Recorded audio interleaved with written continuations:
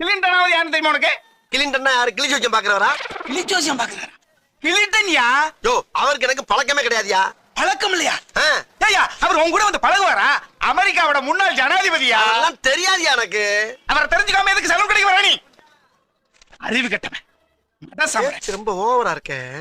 Saddam ஹுசைனை தூக்கில் போட்டது சரியா தவறா? ஏண்டா ஹுசைன் யாருன்னு உனக்கு தெரியுமா? தெரியுமே, அந்த கறிக்கடை ஜாகிர் ஹுசேன் தானே?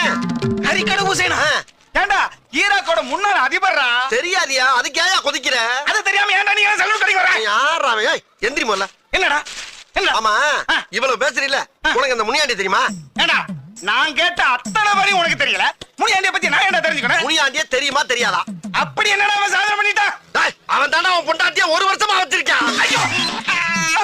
வெளிநாட்டுக்காரன் பூரா தெரிஞ்சு வச்சுக்க, வீட்டுக்கு அடிக்கடி வந்து வரணும் தெரியாம அடுத்த ஜானியை பத்தி பேசிக்கிட்டு இருக்க.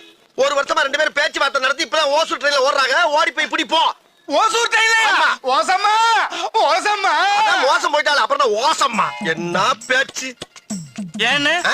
அவன் பொண்டாட்டி முனியாண்டி தான் வச்சிருந்தான்னு உங்களுக்கு எப்படி தெரியும்? உன் பொண்டாட்டி வச்சிருக்க ஆரம்பம் தான் சொன்னா.